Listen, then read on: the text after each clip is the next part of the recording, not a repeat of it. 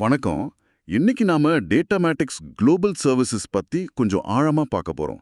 அவங்களோட சமீபத்திய Q4 அப்புறம் முழு நிதியாண்டு FY25 முடிவுகள் வந்திருக்கு இல்லையா? ஆமா. அதோட சேர்த்து அவங்களுடைய அடிப்படை நிலைமை எப்படி இருக்குன்னு அலசலாம். நமக்கு நிறுவனத்தோட வருவாய் அழைப்பு சுருக்கம் அப்புறம் ஒரு அடிப்படை பகுப்பாய்வு ரிப்போர்ட் கிடைச்சிருக்கு. சரி. இதுலேருந்து முக்கிய எண்கள், அவங்க என்ன செய்ய போறாங்க, என்ன சவால்கள் இருக்கு, நீங்க ஒரு முதலீட்டாளரா எதை கவனிக்கணும், இதெல்லாம் வேகமா பார்த்துடலாம். இது கம்பெனி சொல்றதும் வெளியிலிருந்து பார்க்கறதும் கலந்த ஒரு பார்வை. ஸ்டார்ட் பண்ணலாமா? ஓகே, பண்ணலாம். சரி, முதல்ல அந்த நம்பர்ஸ் பார்த்துருவோம். Q4 வருவாய் சுமார் 497 கோடி. போன வருஷத்தோட ஒப்பிடும்போது இது 20.5% அதிகம். அப்புறம் முழு நிதியாண்டு, அதாவது FY25க்கு 1723 கோடி. இது 11.2% வளர்ச்சி. ஓகே, பங்கொன்றுக்கு ₹5 டிவிடெண்ட் வேற அறிவிச்சிருக்காங்க. பார்க்க நல்லா இருக்கு இந்த வளர்ச்சி. ஆனா இதுக்குள்ள என்ன இருக்கு? ஆமா, அந்த 11.2% வளர்ச்சிங்கிறது சரிதான். ஆனா நீங்க சொன்ன மாதிரி அதுக்குள்ள பார்த்தா அவங்க புதுசா வாங்கின கம்பெனிங்க, அதாவது அக்விசிஷன்ஸ் மூலமா வந்தது மட்டுமே 8%. ஓஹோ. அப்போ அவங்களோட சொந்த அடிப்படை வளர்ச்சி, அதாவது ஆர்கானிக் growth வெறும் 3% தான். இது கொஞ்சம் யோசிக்க வேண்டிய விஷயம். ஆமா. அப்புறம் நீங்க சொன்னீங்க Q4 லாபம் PAT குறைஞ்சிருக்குன்னு. ஆமா. அதுக்கு காரணம் போன குவார்ட்டர்ல ஒரு தடவை கிடைச்ச லாபம். அது இப்போ இல்ல, அதனால குறைஞ்ச மாதிரி தெரியுது. சரி சரி. ஆனா நிறுவனத்தோட கையிருப்பு நல்லா இருக்கு.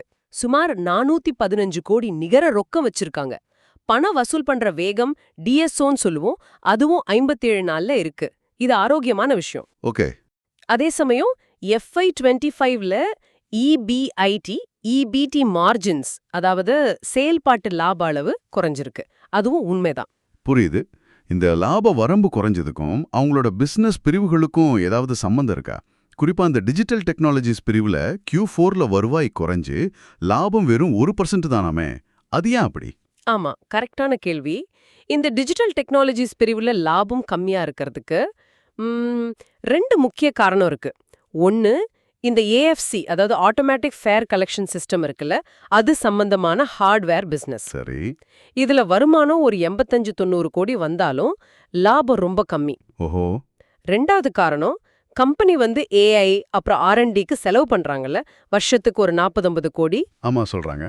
அந்த செலவை இந்த பிரிவு கணக்குல தான் காட்டுறாங்க. அதனாலயும் லாப வரம்பு குறையுது. அவங்களோட போட்டியாளர்கள்லாம் பார்த்தா 11-15% EBIT மார்ஜின் வச்சிருக்காங்க. இங்க இது கம்மியா இருக்கு. அப்போ இந்த R&D செலவு ஒரு முதலீடு மாதிரி தானே? கடந்த 6 வருஷத்துல கிட்டத்தட்ட 280-300 கோடி வரைக்கும் செலவு பண்ணிருக்காங்களாமே. அந்த முதலீட்டுக்கு ரிட்டர்ன் ஏதாவது தெரியுதா? வருமானம் வருது அதுல இருந்து? இது ஒரு முக்கியமான கேள்விதான். சொல்லப்போனா, இவ்ளோ பெரிய முதலீடு செஞ்சிருந்தாலும் அது மூலமா என்ன ப்ராடக்ட்ஸ் வந்துச்சு, அதிலிருந்து எவ்ளோ வருமானம் வருதுங்கிறது இன்னும் தெளிவா தெரியல. அப்படியா? ஆமா, அது கொஞ்சம் கவனிக்க வேண்டிய விஷயம். இப்போ சமீபத்துல வாங்கின TNQ டெக் கம்பெனி, அது Q4ல 74 கோடி வருவாய் தந்திருக்கு. நிர்வாகம் என்ன சொல்றாங்கன்னா, FY26ல பெருசா புதுசா எதையும் வாங்காம, இப்போ இருக்கிற பிசினஸையும் இந்த வாங்கின கம்பெனிகளையும் நல்லா ஒருங்கிணைச்சு அதோட செயல்திறனை அதிகப்படுத்த போறதா சொல்றாங்க. சரி, இது அவங்க சொல்ற சில சவால்களோட தொடர்புடையதா தெரியுது. அமெரிக்க மார்க்கெட்ல முடிவெடுக்கிறதுல தாமதம், பணவீக்கம்னு சில மேக்ரோ காரணங்கள் சொல்றாங்க. அதோட அவங்க வருமானம் சில பெரிய கஸ்டமர்ஸ் நம்பி இருக்கிறது கூட, டாப் 20 கஸ்டமர்ஸ் ஈக்குவல் டு 55% வருமானம் ஒரு ரிஸ்க் தானே? நிச்சயமா, அது ஒரு ரிஸ்க் தான். ஆனா அதை விட பெரிய சவால்னு பார்த்தா அந்த 3% அடிப்படை வளர்ச்சி தான். ஆமா. அப்புறம் அந்த AFC பிசினஸ் லாபத்தை குறைக்கிறதும் ஒரு பிரச்சனை. நிர்வாகம் FY26ல லாப வரம்பு 1.5% to 2% கூட்டணும், வருமானத்தை 1950 கோடி ஆக்கணும்னு டார்கெட் வச்சிருக்காங்க. ஓகே. TNQ டெக் ஒருங்கிணைக்கிறது சில செலவுகளை குறைக்கிறது மூலமா இது சாத்தியம்னு சொல்றாங்க. ஆனா அதை எப்படி செய்றாங்கங்கிறதுல தான் வெற்றியே இருக்கு. அப்போ மொத்தமா பார்க்கும்போது சில நல்ல விஷயங்களும் இருக்கு, கையில நிறைய பணம் இருக்கு, டிவிடெண்ட் கொடுக்கறாங்க, ஏஏல கவனம் செலுத்துறோம்னு சொல்றாங்க. ஆமா. R&D செலவுக்கு பலன் சரியா தெரியல, லாப வரம்பும் குறைவா இருக்கு. இது வேல்யூவேஷன் படி எப்படி இருக்கு? விலை சரியா இருக்கா? மதிப்பீடு, அதாவது வேல்யூவேஷன் பார்த்தா அவங்களோட TTM PE ரேஷியோ, அதாவது கடந்த 12 மாச லாபத்தோட ஒப்பிட்டா பங்கு விலை எப்படி இருக்குன்னு பாக்குறது, அது 17.36 இருக்கு. இது இண்டஸ்ட்ரி சராசரியான 30.71 விட குறைவுதான். ஒருவேளை அவங்க லாப வரம்ப நல்லா ஏத்துனாங்கன்னா பங்கு விலை கூட வாய்ப்பு இருக்கு. சரி.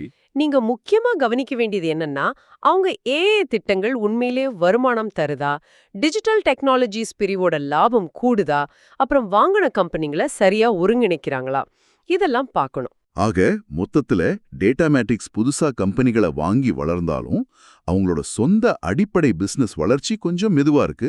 லாபத்திலையும் அழுத்தம் இருக்கு. ஏஐல நிறைய முதலீடு செஞ்சாலும் அதோட ரிசல்ட் இன்னும் சரியா தெரியல. இதுதான் இந்த அலசலோட முக்கிய சாராம்சம்னு சொல்லலாம். ஆமா, கரெக்ட். சரி, நேர்களுக்காக ஒரு கேள்வி. ஒரு கம்பெனி இப்படி ஏஐ மாதிரி ஃபியூச்சர் டெக்னாலஜில பெரிய அளவுல முதலீடு செய்யும்போது அது சக்சஸ் ஆகுமா ஃபெயில் ஆகுமான்னு நீங்க எந்த மாதிரி ஆரம்ப அறிகுறிகளை வச்சு கணிப்பீங்க? யோசிச்சு பாருங்க.